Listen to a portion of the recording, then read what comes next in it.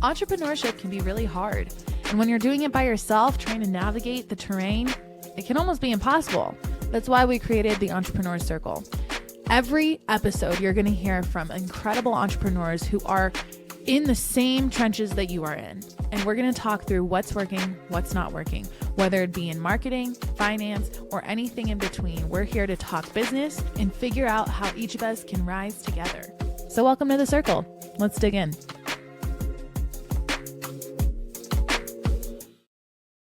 Hello, everybody. Welcome to this episode of Entrepreneur Circle. This is a very special one because we have someone here who has been in the business for over 30 years, helping businesses grow and scale. And she is here to not only share what she's helped her clients do and achieve and how they've done it, but also speak into how she's grown her business and sustained and thrived over the last 30 years. She's the founder and CEO of Intercoach, which is an executive and business coaching firm. So thank you so much, Laura. I'm excited you're here. Thanks for having me. I love it. Well, I would love to start at the 50,000 foot view, have people get to know you a little bit about your journey, about who you are. Tell us kind of what got you into the game to begin with and what the journey has been like for you so far. Well, many moons ago, I was an actress and a waitress pursuing my dream to be on Broadway in musical theater. And I was a client of a coach, and I'd never heard of such a thing. And I was starting to get tired of the lifestyle of show business. I had relative success, but I wasn't where I wanted to be. And I was like, oh, I can wait on tables till I'm 40 and still not make it. So as I grew dissatisfied and I met this guy who was a coach, and I'd never heard of such a thing, but he thought he could help me figure out what was next. I became a client and I started a presentation skill business, which was, a very easy thing, very easy transition for an actor, right? To teach people how to present themselves. But I quickly saw that I was going to much more transformative, deeper places with people to get the best out of them. And I was like, I think I want to do what you do. So I was one of the first 16 to 20 people trained in the United States officially as a coach. And those same 16 people started the International Coaching Federation, which now is the largest body in 86 countries around the world that credentials coaching schools and credentials coaches. So I was kind of, right place, right time, the beginning of a burgeoning profession. And I've gotten to write 5 books on the topic, and I have a TEDx talk with over 2 million views. I've been on Oprah, I've been on all the major television shows in the US and many abroad. And I've, really had a glorious time at first helping this profession come to be. And now I work with other coaches to help them scale and make more money, or even just start their business. Because even if you came from a corporate background and you ran a $55 million budget and had 100 head count, it doesn't mean you know how to be an entrepreneur. It is a whole nother game, this entrepreneurship. It's a whole other game and quite daunting and confronting for people.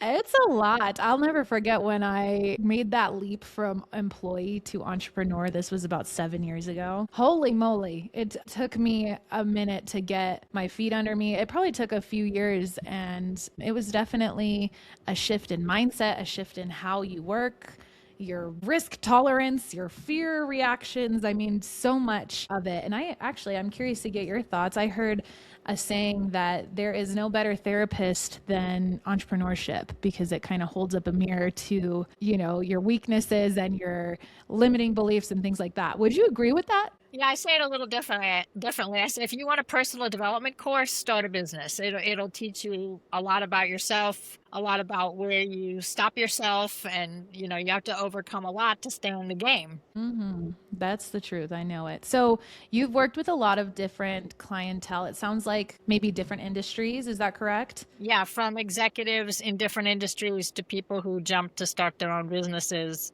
with different specialties. Sure. What would you say is the common thread that you would pull, regardless of industry, regardless of background, experience? What's the common thread that would pull someone through the struggle of entrepreneurship to see success in their business? What do people need to have within them? Consistency, and to know that you're going to fail. You're probably going to fail more than you succeed, but hopefully, those failures lead up to a nice big leap in success, and then you'll have a few failures, knock you down a couple notches, bring you back up, hopefully beyond where you were. So if you can stay consistent in the face of the ups and downs, you'll come out okay. Interesting. That is very much the truth in marketing as well. I mean, when I just think about how we're guiding our clients and their marketing strategy, it's a lot of, well, if you do your podcast every week and you don't give up or miss it, then you'll start seeing numbers. And it's the same thing on a grander scale. That's absolutely true. Have you had your own coaching firm, Intercoach, the whole time, or did you come into it working with another coach and then kind of pivot and do your own thing? Well, I always started on my own. At first, it was just me, and then I had other coaches who coached under my umbrella. It's still basically, me and a small team. And in the past, I've trained other coaches to use some of my methodology. Before I started coaching other coaches, I did 20 years helping people figure out what to do with their life. And that's where I started coaching so many people to start businesses. And I was like, oh, I got a thing or two to say about that. A couple of things. Yeah. Well, it's really neat to hear that you were one of the first 16 coaches because it's grown into such a massive market. I feel like you know the real ones too. Like, who are the real coaches who have really given results, who have been there, done it, they've built this, now they're turning around and teaching it. And then you have the ones who maybe just took a course and then now they're a coach, right? So how can you warn people? What's the red flag of seeing somebody who is a legitimate coach that you should really take seriously and work with versus being able to scout out someone who's maybe just kind of finagling their way into this industry? Well, I think you've got to define the word coach. Because if you've been trained as a coach and you've been certified as a coach, it's really more about asking questions and guiding people to answers instead of giving the answers. So I think that really gets watered down. If I've had 5 different $10 million businesses and sold them all for a profit, you might hire me as your coach, but I'm really your mentor because I have had the exact same experience you've had. So a pure coach is someone who may not even know your industry, but has the ability to process your thinking and get you to take bigger, better, and smarter action. I'd say most coaches out there nowadays are a hybrid. But if you want to know that you're in good hands, not everyone gets trained. So if that's important to you, work with a trained coach that has a credential. I can kind of speak to this just based on my experience with coaches and mentors. You nailed it because it is about when you have somebody who's built a massive business and then they're teaching you how to do it. There's pros and cons to both because with someone who's built it and done it and now they're teaching you how they did it, there's some things that might not be applicable and there's some things that maybe it worked in their business, but it might not work in your business, right? Or, it's probably less structured in a sense. And it's more like, okay, bring me your problem and I'll tell you how to deal with it, rather than I could see what you're saying. A trained coach, it's not necessarily that it's a red flag or anything, right? It's that their perspective is different. They're asking the questions for you to decide and figure out the next steps for yourself. I like that. That's interesting. There's another distinction in there that, a consultant or a coach who's been there before you is going to tell you what to do. And a purist, a coach is going to work on who you're becoming without it being therapy. It's like, who do you need to be to have that level of business? And yes, you need some SOPs and you need some business guidance and you need some business acumen, but mostly we're growing you as the person who's going to fit into the role of the entrepreneur. But like I said, in most scenarios, you're going to find a hybrid. Like in my A-list coach program, I call it a business mentoring program. I'm coaching people to grow their capacity, but I'm also teaching them strategies for their business, like how are you going to market and how you do a sales call and, what you're going to charge, et cetera. So that's the what.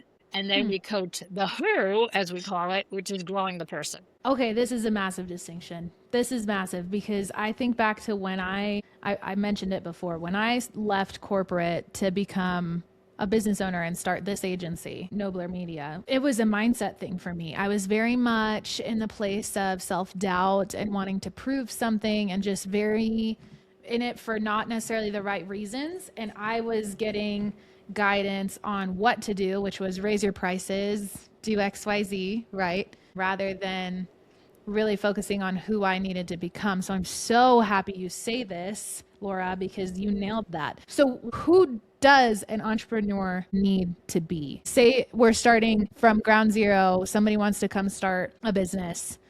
What are the attributes? What are the mindset frameworks, things that you like to teach your clients on to get to where they need to be? Sure. I mean, a lot of it is like, if you compare it to going to the gym, like, who likes going to the gym? Not a lot of people. But you've got to do it to get the result that you want. So part of being a business owner and an entrepreneur is there's going to be a lot of pieces that you don't love doing that they've got to get done, or you've got to get big enough to be able to delegate them and pay someone else to do them so that you're constantly living in your sweet spot. So part of it is that, helping people get the mindset of thinking like a business, like there's $10 tasks, there's $50 tasks, there's $1,000 an hour tasks. Are you doing a lot of $10 an hour tasks? No, you should not be. You need a VA. You need a virtual assistant, right? So helping people make those distinctions and not be wasting their time. A lot of being an entrepreneur is about leverage. So leveraging your time, leveraging your accomplishments. Like when I first started out and I spoke for free at a gym, at a corporation, and the right manager saw this and went, hey, I need you for my team. And then I had my first check from a major corporation. I went and leveraged that check. I got on the phone with others. It was like, hey, I'm over at XYZ Corporation now as one of their coaches. Do you want to give this a try? And it all started by speaking for free in the gym.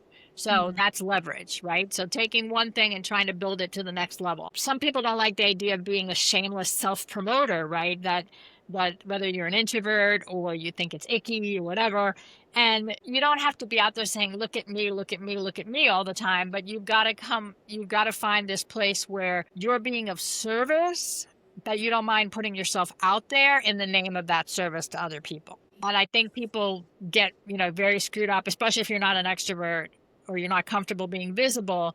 You think, well, that's so icky, like that, that's so braggadocious.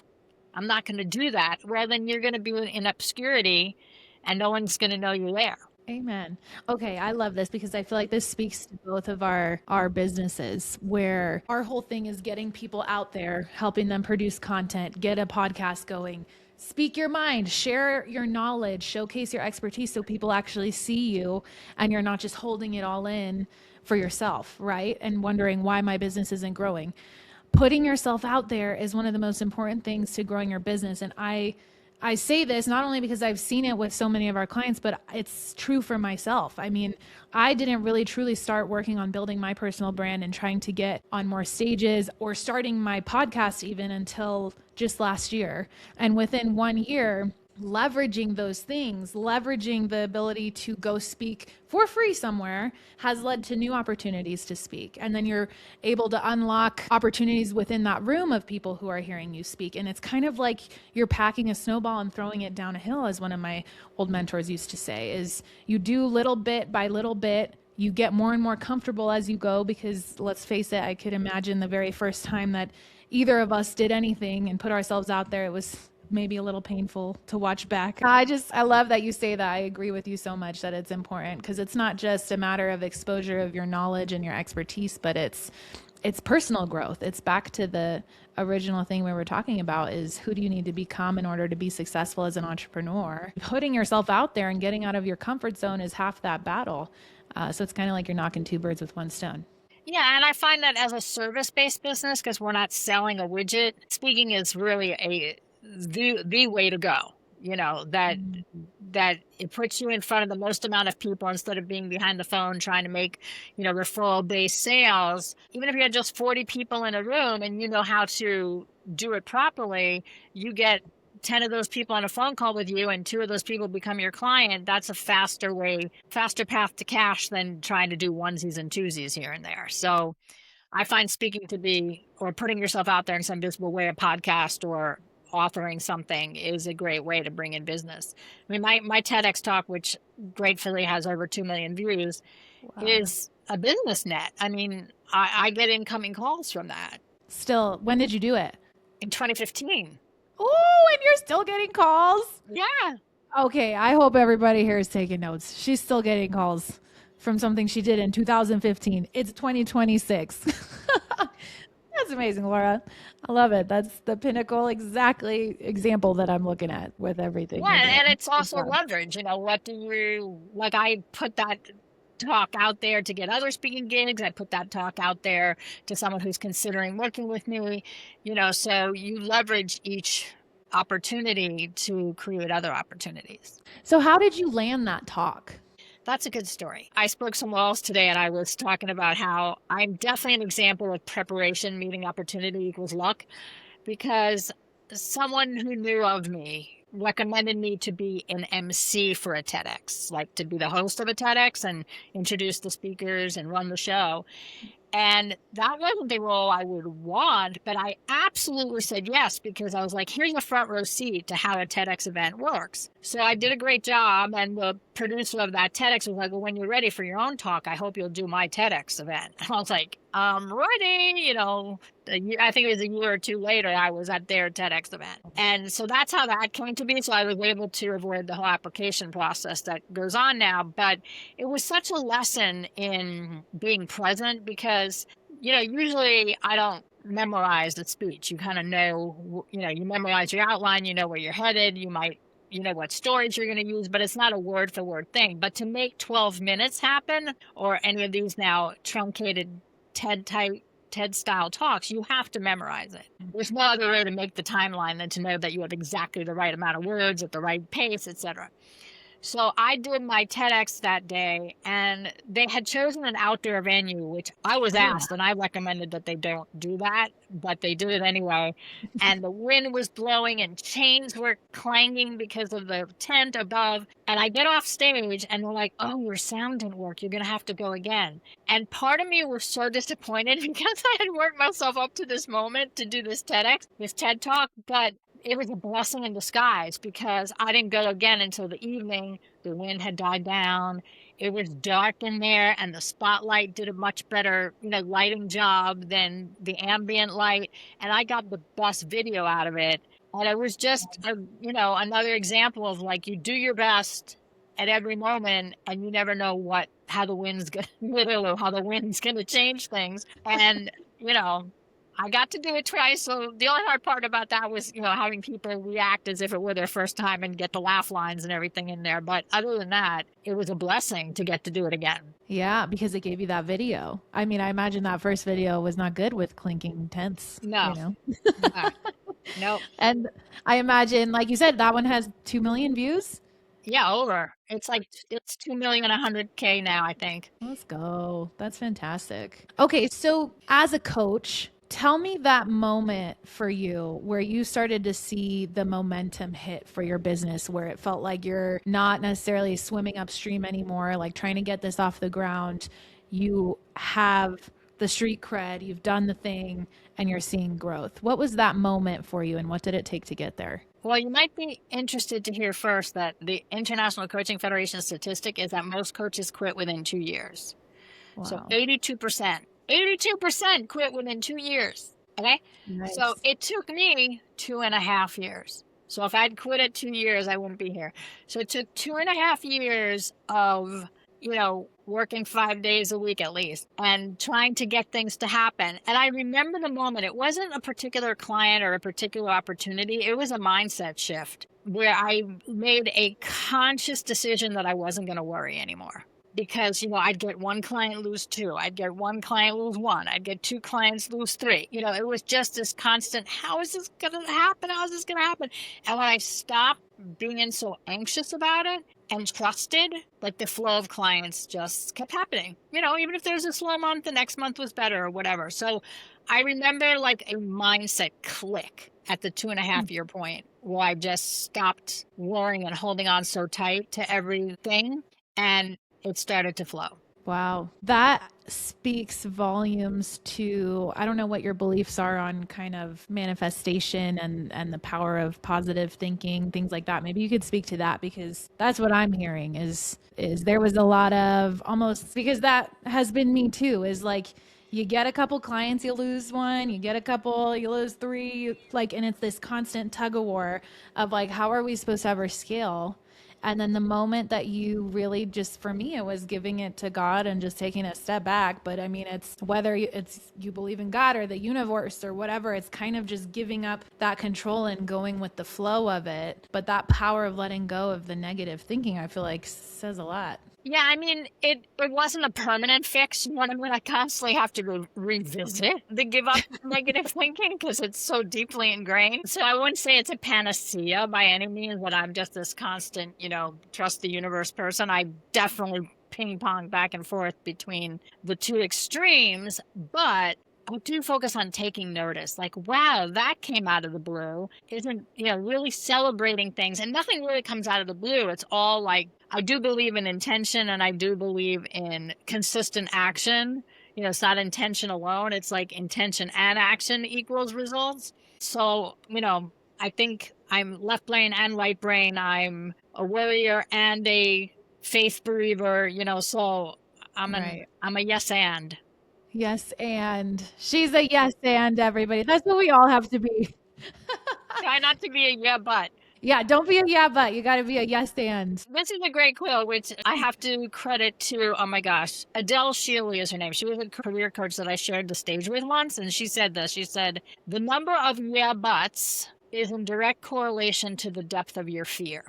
So if you're ever, giving advice to somebody or, someone's in a bad way and you're trying to talk to them and they're like, yeah, but you don't understand, but yeah, but I tried that, but yeah, but yeah, but yeah, but yeah, but yeah, but they're not right. They just are very afraid.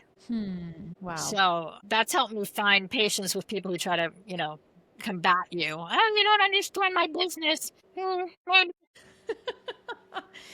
Very interesting. Okay, so my friends, if you take anything away, there's no yeah buts. It's a yes and. Correct. And those of you that have heard yes and before, it comes from improvisational comedy where you never say no. Like if someone says the sky is blue, you don't say, no, it's not. You say, and it turned yellow. Did you see that? So yes and is always including something so that the improv scene can work. And that's where yes and comes from. I've heard a lot of entrepreneurs taking improv classes. There's nothing better for learning how to live in the moment. Real? I mean, and it sounds fun. Yeah, cool. I mean, you can't lose. Like, nothing bad can happen because it's yes and, right? It's yes and. And improv teaches you to let go. You can't control the scene. You can't control the other person. You can only show up ready and willing to play. And I think that's a great metaphor for business. If you think of a sales call where you're trying to work with somebody to have them become a client, it's a yes and. If you get into a yeah but, you don't make the sale. I like that. So you always make somebody right. They're like, well, I don't have the money. Oh, I totally get that. I get how tough it is to come up with the money. And, what's the biggest investment you've ever made in yourself? And you change the subject. Well, I think that's another piece of this is as an entrepreneur, you have to wear all the hats, and probably the biggest hat you wear is sales. Yeah, and most people like to think that that's not the case because most people, sales is yucky and I don't want to push and it would be out of integrity. And the longer I'm in business, the more I study that, and try to get better at it myself. And it's all sales, but it's not that typical car salesman, mattress salesman kind of model that most people feel that it is. It's really a conversation. And I always say to the coaches I work with, especially those that are trained in asking questions, like when someone has an objection, it's not a no, it's an invitation to ask more questions, to get more curious and to find out more about them and what are their views on money and, what do they consider a lot of money if money is the obstacle or if it's permission. Are they asking for permission or are they asking for support? When people say, I got to talk to my spouse or I got to talk to my partner, like, well, are you asking permission or are you asking for support? That's such a deep question because nobody's going to want to say permission. That's right. They will be like, oh, totally support. Just support. One of my clients was like, I don't need to ask anybody for permission, and that made them decide right on the spot. Did they sign up? Did they become a client? Woo! Yeah, they did. That's awesome. Well, I love this. Okay, so as far as, you mentioned it before. I want to go back to this because you mentioned for service-based businesses that aren't necessarily selling a product, right? that speaking is one of the faster ways to kind of grow. I would agree with you. I think they're speaking, whether it be in a room, on a show, on just putting yourself out there in content. I feel like people trust the lawyers, the CPAs, the marketers who are exhibiting their knowledge and their experience. When it comes to product-based businesses, have you worked with a handful of product-based businesses as well? Yeah. I'm curious your thoughts on what you've seen work for them in their growth trajectories. Well, I mean, nowadays, because of social media, it's even a product-based business is still very personality driven. I mean, it doesn't have to be. Think of a product that you don't put a face on, like your vacuum cleaner. There's no, maybe except for Dyson, the guy who puts himself in his own commercials. You just buy the vacuum cleaner because it does a good job. Right. But like I have a client who is a doctor who created her own line of supplements. So she's selling supplements, but it's her personality as the doctor on TikTok or the doctor on Instagram that makes people interested in her product. So we still have a very personality-driven culture. So that still works in that case, but nowadays not many products are devoid of a face that goes with it. That's why we have celebrity spokespeople. Totally. Well, I also think as AI is becoming more and more prominent that people are craving human to human. They want to see somebody, whether it be an influencer who's endorsing it or somebody within the company that's coming out to speak on it. I would argue that regardless of if you're service-based or product-based company, personal branding, or at least pulling out a face from the brand, is a really strong tactic. And I always run with this stat that building trust with your consumer is 12 times more likely when it's human to human rather than human to brand. And it makes a difference in your revenue, in your following, in your reach, in all your numbers if you do it the right way. I think that's also accessible for a lot of us. If you're just going to be product based, you need to have a lot of advertising dollars, right? So like take Crest toothpaste. There's no face that you put to Crest toothpaste. Starbucks, you might think of the CEO, but he's not in the commercials or anything, right? So it's the product, but that was branding and marketing and advertising and dollars spent. So I think that when you have a person or a personality attached to it, it's also an accessibility tactic. 100%. 100%. To the size of your business. Yeah. I mean, when you look at, even running Google ads, the benchmark number that we tell our clients is you want to come in with $2,000 to $3,000 of ad spend a month to see results. So that's not accessible for a lot of small businesses. No, that could be the whole budget every month. Yeah, totally. Yeah, so totally. That's why, personality brands are important and why we have them. But I think you're right that, as we become more distrustful of AI and distrustful of things that don't have a person attached to it, it's going to be even more important that you're comfortable being visible. Right. You heard it here, folks. You got to get your face out there. I love it, Laura. I really appreciate you coming on. I mean, your expertise is very obvious in just how you've guided us all in this short 30 minutes. I feel like I could talk to you forever. So I appreciate you coming on. Where can people connect with you? If you can spell my name, you can find me. Laura Berman Fortgang. LauraBerman Fortgang. And I'm not Dr. Laura Berman. That's the sex doctor, everybody. I'm Laura Berman Fortgang. And then you'll find the TEDx talk that way. Just Google my name. Now you know the differentiator between her and the doctor, too. So that's good. Yes. I've been getting email for her since before she had a website back in the 1990s. I'm sure you get some interesting emails. I did. I appreciate it. And thank you, everybody, for jumping on and listening. We will catch you on the next episode. Have a good one. Remember this as you go about your day today. The ideas that are on your heart for a reason. Do not ignore them. Tune into them. Tap in, lean in, understand them, and pursue them. If not you, then who? If this episode was helpful to you in any way, please like, share, comment, subscribe. It does wonders for our efforts, and it helps us to continue our mission of inspiring entrepreneurs and giving them the resources and the perspective we all need to take it to the next level. Thanks for tuning in. I'm Paresa Noble, and we'll catch you next time.